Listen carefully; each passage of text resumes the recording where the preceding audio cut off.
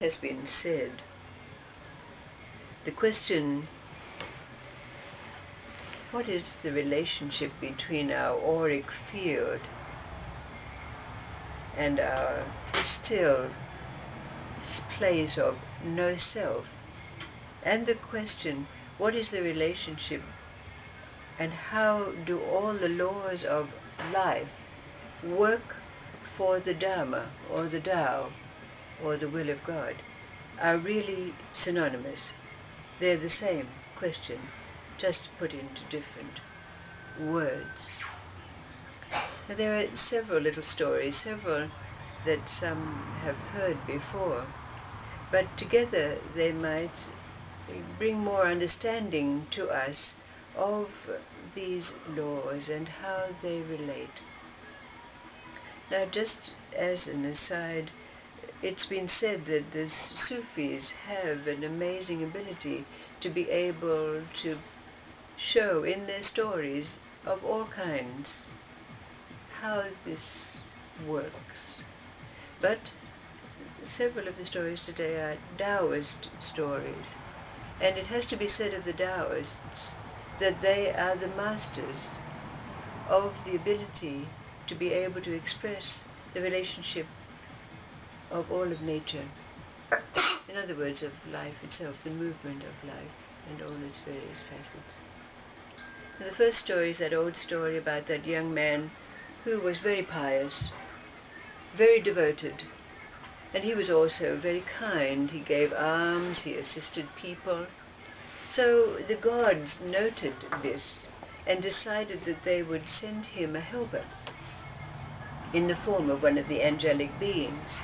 But of course, it's the nature of the angelic beings that their bodies are so refined that they cannot enter into the density of our human field.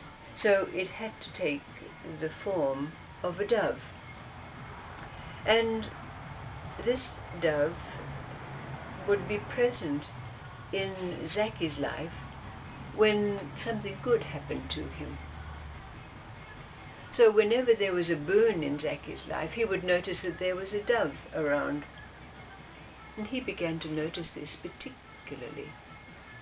So after a time of really recognizing that the dove and the good things that were happening to him were related, he bought some doves, kept them in the cage, and then he began to buy doves in all different forms, ceramic or wood or whatever this, have them around his house. And then he began to worship them, put up a little candle and a little altar in front of his doves and began to worship the doves. And besides that, he had shirts made with the monogram of doves on them. So, of course, the gods realized that they were doing Zaki a very great disservice now because he'd totally got it all wrong. So, of course, they had to withdraw their angelic assistance, didn't they? And then there's that old story about a very pious man who just supplicated before God every day. God bowed down his head on the floor many times in prostration, telling God how much he loved him, how he'd love to anoint his feet, how do anything for him. And he had a wonderful inspiration one day. He said, God, I'm going to prepare a feast for you. Will you come to my feast? So, coming Saturday night, pious man set out a great feast for God. Waited, came the appointed hour, nothing happened. And then all of a sudden, a big black dog came bounding in, jumped up on the table and started to eat all the food. So the man got a stick and beat it. Get out, yes! But no God. So the next day he's supplicating, God, I'm not worthy, I wasn't good enough for you to come to my feast. Oh God, I'm so sorry, what more do I have to do? And there was a great clatter of thunder. The sky opened, and there was God. On crutches, his head bandaged, his arm in a sling. God said, I wanted to enjoy your feast, so I came as a big black dog, but you beat me and sent me away. The final story is about a merchant. He'd been on travels and he was coming back home with a sack full of silver, about 500 pieces of silver.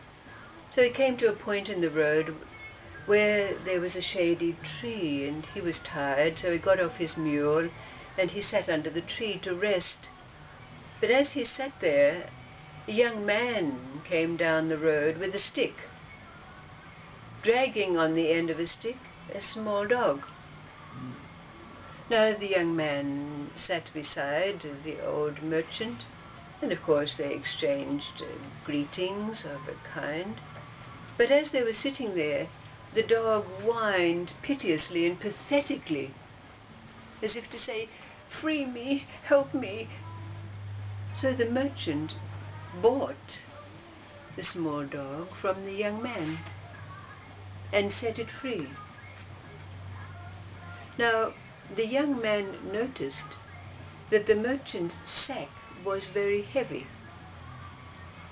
So he followed the merchant when he got onto his mule, and when they came to a deserted place, the young man beat the merchant to death, dragged him down by a stream, hid the body amongst some reeds, covering it over a little bit with sand, and then made off with a sack of silver.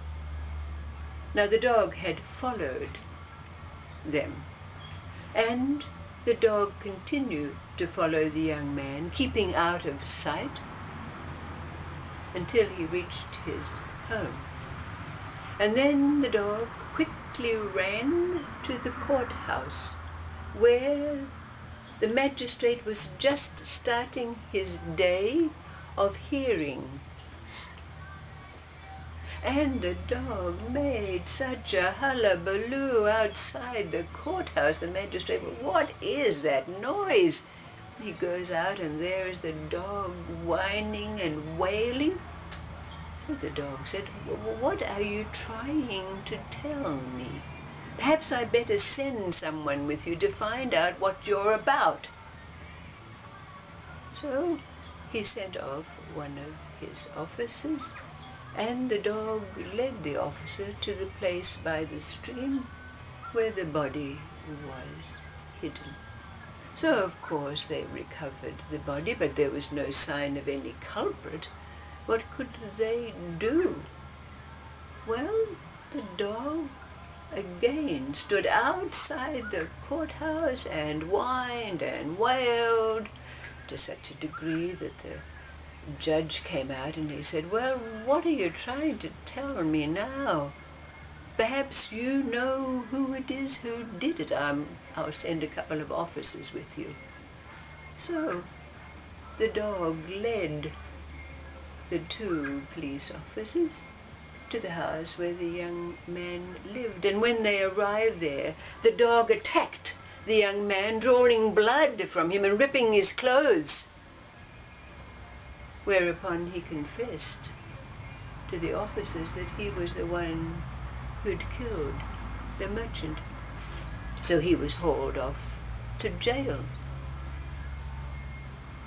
But then there was the dog outside the courthouse again, wailing and whining. Well, said the judge, I guess that merchant must have had a family.